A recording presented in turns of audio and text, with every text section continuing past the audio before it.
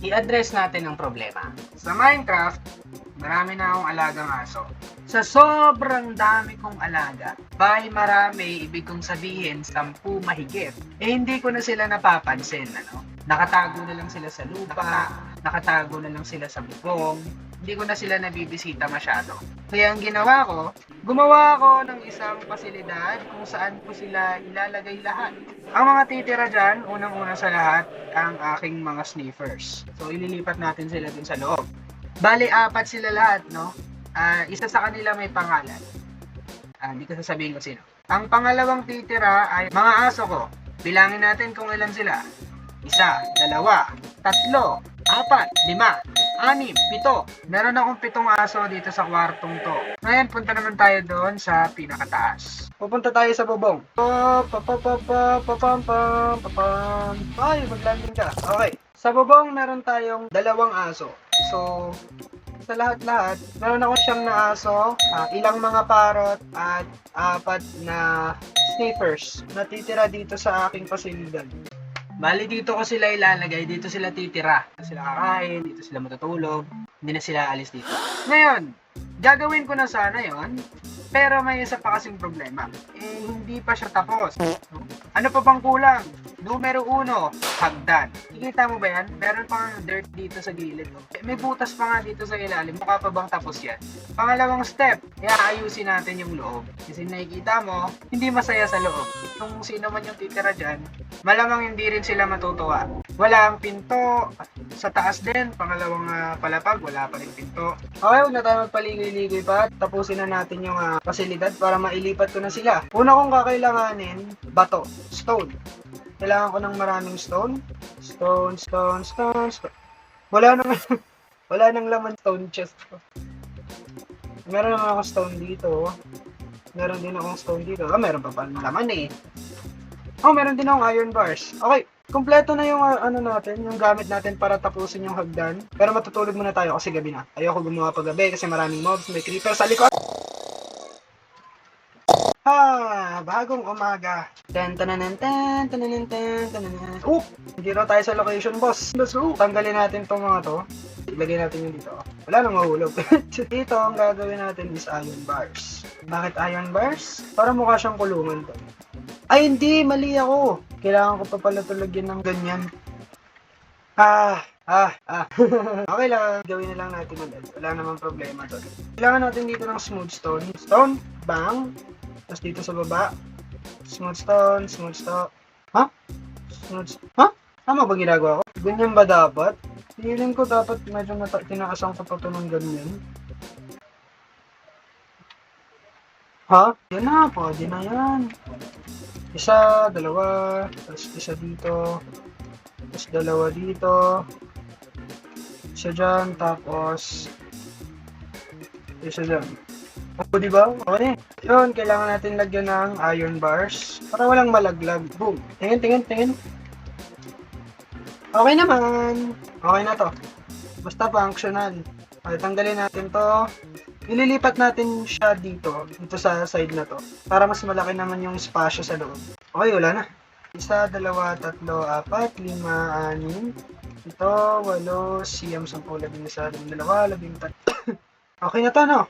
Sa kabila. 1, 2, 3, 4, 5, 6, 4. Okay, ayos! Ayos na. Nakalimutan ko i-explain kung para saan to. Dito ka papasok, papunta doon sa loob ng salamin, no? Ito yung itsura ng loob niya. Para siyang underground. Pwede niya na makapasok dito sa loob. Dito sila kukulong. Sorry, titira. Dito sila titira. Okay, tapos na natin gawin yung hagdan. Sigurado naman na wala nang malalaglag dito. Almusal. Ang susunod natin na gagawin ay ang loob. Bala ko lagyan siya ng marami pang ilaw kasi napakalungkot niya tingnan. Ang bala ko gawing ilaw, jack-o'-lantern eh. Wala kasi akong umiilaw na blocks. Jack-o'-lantern lang kaya kong i-provide. Kuha muna tayo ng pumpkin. So, nakakuha na tayo ng 8 pumpkin. 8. Okay. Isa. Yan tata. Ayun. Let's go. Let's go. Dito natin siya ilalagay sa gilid. Tapos, wow! Kaso hindi sila nakasentro, no? Hindi nakasentro yung bamboo. Maayos ba natin to? Paano kung scaffolding? Parang gusto ko itsura nito. Scaffolding na lang gamitin natin. Ayan, gusto ko itsura ng scaffolding, tas jack-o'-lantern. Wow, ang lungkot pa rin niya tingnan. Pwede tayong maglagay ng torch.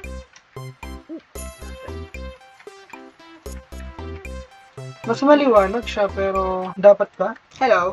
Hello! This is the next day and I've been doing a few stuff kaya na-postpone ng saglit yung ang building natin. But, the last time we were playing, naghahanap ako ng paraan para ilawan to. And I actually found it. I chose lanterns bilang light source nitong loob ng sanctuary. Since October na, no, malapit na mag-November, you know, Halloween. Sa tingin ko, bagay siya sa parang tema ng Halloween. Siguro maglalagay tayo ng paniki dito, pero hindi natin gagawin yan. Okay, sa tingin ko, more or less, tapos naman na to. Kailangan ko na lang gawin, ililipat na natin sila. It's migration time. We're going to get the dinosaurs. Tony! What's up, Tony? Yo, Tony! What's up? Let me feed you, bro. Yo, boy! Yeah! Hey, yo! O, gusto mo rin? Wait lang, pagkatapos nila. Asan na yung itlog, dude? Ayun, yun! Ha! Pati ko makuha. Picture pod. Ano sila dalawa? Ikaw, tapos... Oh, no! Kinulang ako, tol. Pasensya na, pre. Wala na. Kainin mo na lang yan, ha? Enjoy. Hindi naman pangit yung tirahan nila dito, eh. Sa totoo lang, hindi naman pangit to, eh, di ba? Pero, ang problema, nauulanan kasi sila dito, pre. Ayoko silang maulanan kasi mahal na mahal ko sila. Lalo na si Tony. Asan si Tony? Tony! Ay, din si Tony.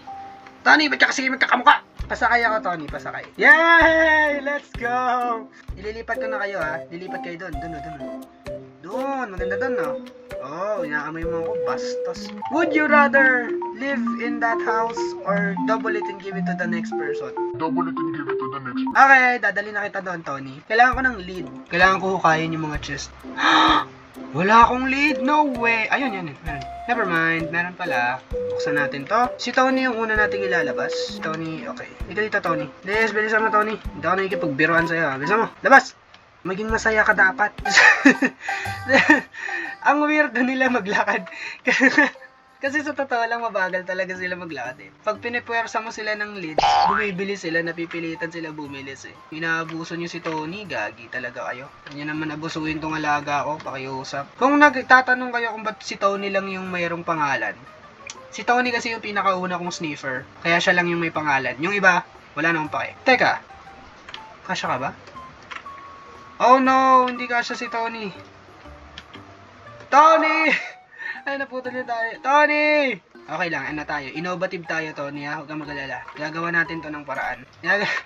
Gagawa natin to ng paraan, Tony. Huwag kang mag-alala. Akong bahala sa'yo, Tony. Pasok, Tony! Diyan ka lang, Tony, ha? Kukunin ko lang yung mga kapatid mo, ha, Tony. Hoy! Uy! Tony! Ay, naaamoy mo. Ito, ay. Kukunin ko lang yung mga kapatid mo, ha? Ay, mag-ukay siya. Anong hukayin mo? Pag pitcher pot yan. Torch flower. Yung peach flower pot, walang kwenta yan. Decoration yan, decoration. Yo! Ikaw sunod. Papangalanan kita Pretzilia. Ikaw dito, Pretzilia. Kaya mo naman tumalon dito, di ba? Talon, Pretzilia. Kailangan ko pa rin buksan yung pinto. Lagi na lang ako nagbubukas ng pinto para sa inyo. May nangyayaring discrimination dito, kay Tony lang tayo mabait. Walang discrimination. It doesn't matter kung ikaw ang nauna o nahuli. Di ba, Pretzilia? Yung sound effect na ano. Pretzilia! Pasok! Aba mo. Pasok, big girl. Yan, tama yan. Diyan ka lang. Diyan lang kayong dalawa ni Tony. Sino sunod? Wow. Mando! Liga dito, Mando. Ay, maghuhukay si Mando. Ano yan? Torch flower? Mando, ayun mo. Peach flower pot. Hak! Ito yung binibigay mo, hinukay mo. Manood ka anong gagawin ko dito sa hinukay mo. Dito, labas. Hoy! Pumasok ka! Pasok! Uy! Kulit na ito, nakikisabay. Hindi nga kasi. Mamaya ka pa. First come, first serve. Mamaya ka pa. Huwag ka excited, tol. Liga. Tingnan mo yung gagawin ko dito sa hinukay mo. Kita mo tong hinukay mo? Paborito mo tong hukayan? Ito, manood ka. Kita mo yan? Kita mo ginawa ko? Ha? Yan yun.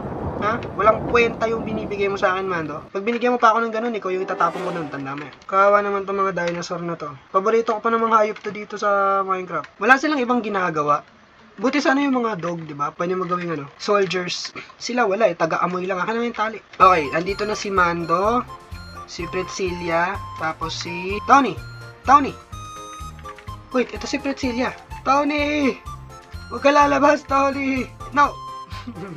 Tatakas ka pa eh. Last one. Ikaw kanina mo pa gustong lumabas eh, no? Papangalanan kitang takas. Kasi mahilig ka tumakas. Peak Cinema. Sige dito. Malamang sa malamang, hindi ko rin maaalala yung mga pangalan nito mga bukas pagising ko, di ko na alam mga pangalan nito. Si Tony lang maaalala ko. Teka, papasok ko na sa bahay mo. Ano nangyari na putol yung tali?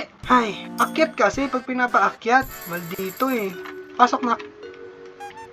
Very good na. Sarado natin to. Para walang tumakas sa inyo, okay? Yan lang kayo, magchismisan muna kayo dyan. Nakompleto ko na sila. Nandito na si Pretzilia, si Mando, si Takas, tapos si Tony. Nandun si Tony, nasa kabila. Tony! Ba't di ba ako iniilagan? Mabait naman ako sa inyo. Ay, di, tol. Oh! Outcast ba siya? No way! Binubuli siya ng mga tol. Binubuli siya ng 3. Mag-isa lang siya, loner, tol. Binubuli siya. Tingnan mo, nandito sila. Ito silang dalawa. Tapos yung isa nandun, oh.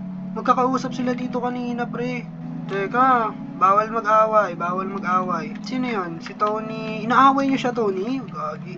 Ba't kayo nag-aaway, tol? Magsasama kayo habang buhay. Hindi ko alam kung sino yung binubuli. Basta alam ko hindi si Tony yan. Bully si Tony. Bully si Tony. Asan si Tony? Tony, bully ka, ha? Umayos ka, Tony. Bawal mang bully, ha? Tulog na tayo, tulog na. Okay, tapos na natin nanihin sila, Tony. Ngayon ang kailangan natin gawin, kunin natin yung mga aso ko. Sila naman yung susunod kong ilalagay. At hindi ko sila ilalagay dun sa loob. Ilalagay ko sila sa second floor. Sila yung magiging gwardya. Unahin natin yung nasa bubong. Yung mga aso sa bubong. Nakalimutan ko kung pinangalanan ko ba to. Malamang hindi. Wow, yung anak ko po. Nalaglag pa buang. Wow, please. Wow. Tayo na kayo. Lilipat na tayo ng bahay. Tara na, tari. Dito tayo tatayin sa ilalim kasi kasya naman kayo dito sa ilalim, di ba? Dami nila nakasunod sa akin, oh. Naalala ko yung nabula ko ng mga aso sa Eskinita. Tulong! Teka yan, isa-isa. Inline, very good, inline. Ilang kayo? 2, 4, 6, 8, 9. 9 kayo? Okay. May 4 dito. Bawat pintuan na labasan ng ganyan, may dalawang aso yung ilalagay ko. Isa, dalawa. Last couple. Isa, dalawa. Okay. Ang natira na lang ay ikaw. Ay, doon ka sa baba. Hop.